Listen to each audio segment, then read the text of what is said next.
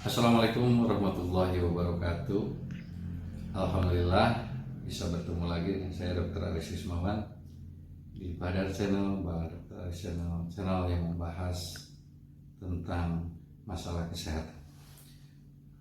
Pada beberapa waktu lalu di Badar Channel kita telah menjelaskan tentang penata laksanaan kejang demam pada anak, kemudian penyebab eksim pada bayi dan anak.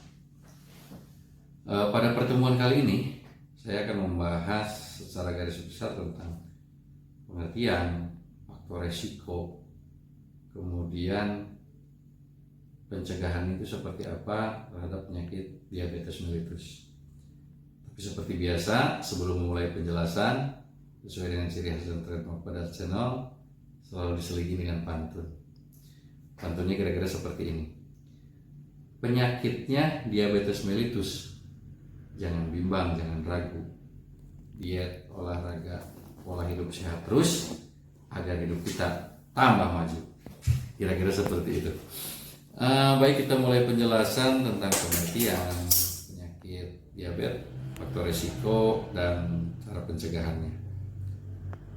Pengertian dari penyakit diabetes intinya adalah adanya peningkatan kadar gula darah melebihi normal. Kalau menurut WHO, gangguan metabolisme kronis dengan multi etiologi yang ditandai dengan tingginya kadar gula darah disertai dengan adanya gangguan metabolisme dari karbohidrat, lipid, protein sebagai akibat dari insufisiensi fungsi dari insulin. Kemudian penderita diabetes ini pankreasnya itu sudah tidak mampu memproduksi insulin sesuai dengan kebutuhan tubuh. Nah, sedangkan tanpa insulin, sel-sel tubuh tidak dapat menyerap dan mengolah glukosa menjadi energi.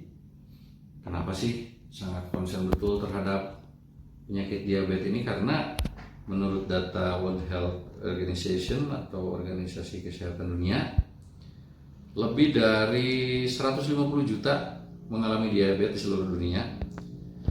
Kenapa menjadi perhatian? Karena jumlah penderitanya terus bertambah secara signifikan. Karena tentu saja ini berkaitan dengan gaya hidup atau lifestyle. Nah, yang sudah bahaya itu kalau sudah ada komplikasi. Penyakit diabetes ini sebetulnya tidak berbahaya kalau diabetesnya terkontrol. Nah, kalau sudah jadi komplikasi, saya menceritakan tentang komplikasi. Ada dua, yaitu mikroangiopati dan makroangiopati. Mikroangiopatinya menyerang ke mata, dinamakan retinopati diabetes, bahkan bisa menyebabkan kebutaan, kemudian ke ginjal, nefropati diabetes, dan ke sistem saraf, namanya neuropati. Gejalanya itu seperti baal, kesemutan yang amat sangat, kemudian agak nyeri persendian, bahkan lebih nyeri pada malam hari, itu mengenai mikroangiopati. Kalau makroangiopati, karena gula darahnya itu sangat tinggi, menghambat pembuluh darah sehingga terjadi penyakit jantung koroner, dan yang berikutnya dari makroangiopati itu bisa menyebabkan stroke. DM juga dapat menyebabkan atau diabetes mellitus atau penyakit gula pada orang, terjadinya fluktuasi kadar gula darah yang sangat cepat. Kalau meningkat sangat cepat itu dinamakan hiperglikemik, dan menurun sangat signifikan itu hipoglikemik, dan itu secara tiba-tiba. Itu yang bahaya justru. Kemudian ada istilahnya trias diabetes. Nah, ini yang paling penting. Jadi kalau mama sekalian atau sahabat Badar yang saya hormati, yang saya banggakan, ada 3 aja minimal: poliuri, polidipsi, polipagi. Itu kan trias diabetes. Banyak kencing, banyak makan, banyak minum. Udah minum banyak, itu kan masih merasa haus karena kencingnya juga terus. Udah makan tapi merasa lapar terus. Nah, itu tanda-tanda berarti ya minimal dicek lah gitu kan. Cek gula darah, bisa gula darah sewaktu, gula darah 2 jam PP, atau gula darah puasa.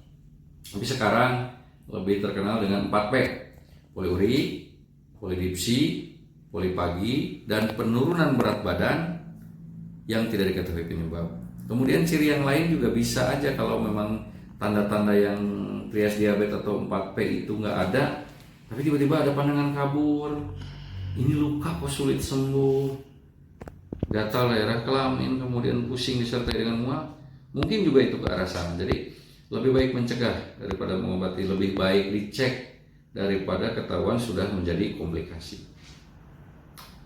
Berikutnya tentang faktor risiko. Secara umum DM dibagi dua, yaitu DM tipe 1 atau tergantung insulin, kalau istilah medisnya IDDM, insulin dependent diabetes mellitus. Itu berkurangnya rasio insulin dalam sirkulasi darah serta sel beta insulinnya itu pada pulau Langerhans. Kemudian terjadinya pada anak atau dewasa juga. Nah, ini membutuhkan injeksi atau suntikan dari insulin. Faktor resikonya apa aja, Dok? Nah, ini kita lihat dulu, apakah orang tua kita, kakek nenek kita itu mempunyai riwayat DM tipe 1 atau tergantung insulin? Apakah menderita penyakit virus? Kemudian orang berkulit terang atau yang cerah putih itu diduga lebih mudah mengalami DM tipe 1 dibanding ras lain. Ya, ini baru dugaan, tapi beberapa penelitian mengatakan seperti itu. Kemudian DM tipe 1 banyak terjadi pada usia 4-7 tahun, kemudian 10-14 tahun, tapi berbagai usia pun bisa menjadi DM tipe 1.